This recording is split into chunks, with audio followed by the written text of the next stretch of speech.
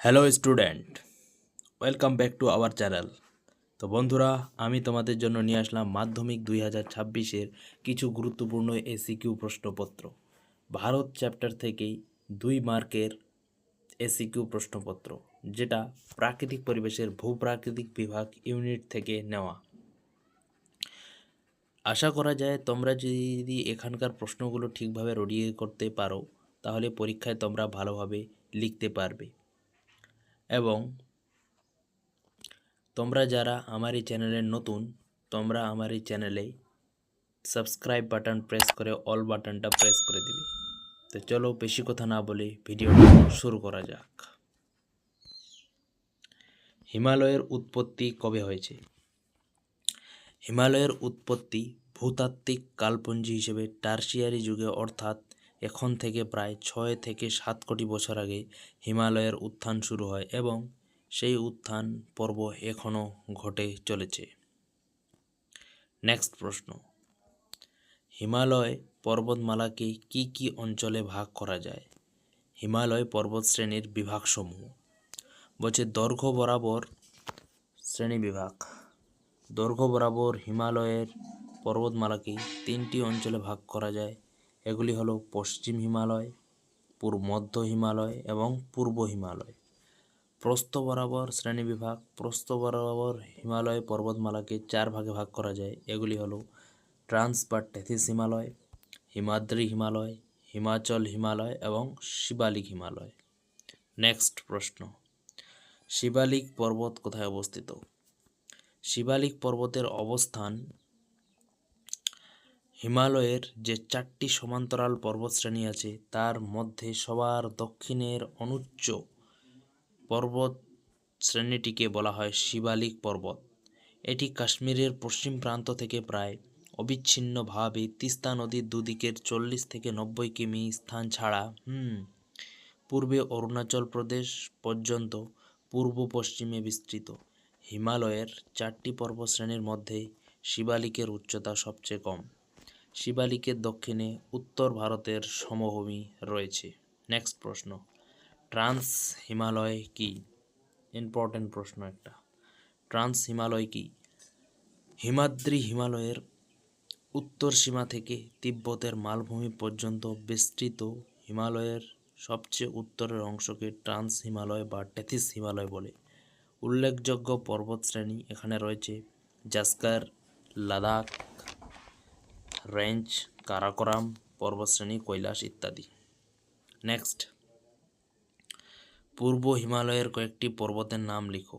বলা হয়েছে পূর্ব হিমালয়ের কয়েকটি পর্বতের নাম লিখো। পূর্ব হিমালয় বলতে এখানে পূর্ব ভারতের কথা বলা হয়েছে।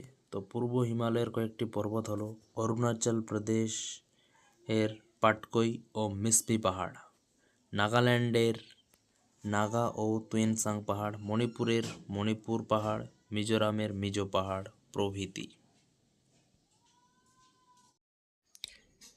নেক্সট, পরের প্রশ্ন, হিমালয় পার্বত্য অঞ্চলের 3টি হ্রদ ও 3টি গিরিপথের নাম করো।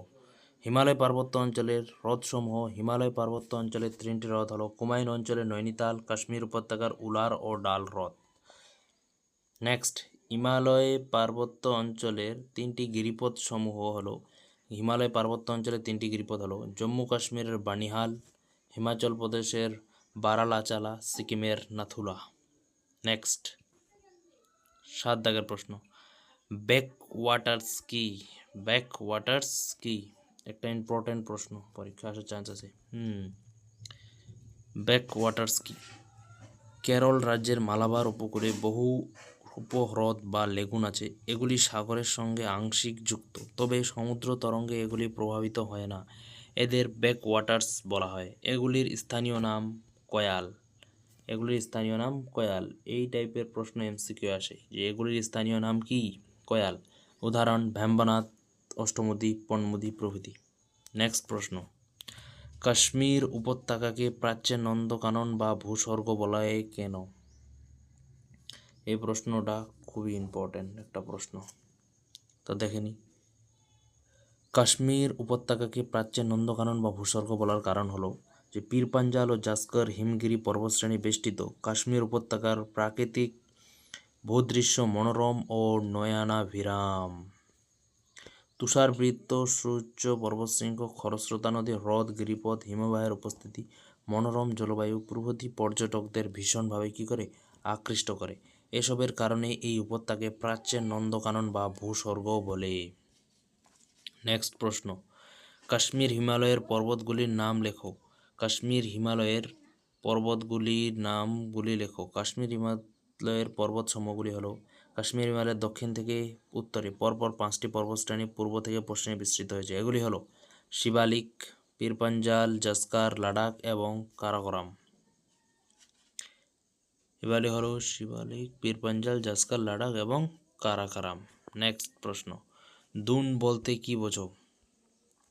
শিবালিক পর্বতের উত্তরে যে সমতল অনুদৈর্ঘ্য উপত্যকা সৃষ্টি হয়েছে, উত্তরাখণ্ডে স্থানীয় ভাষায় এদের কি বলে? দুন বলে।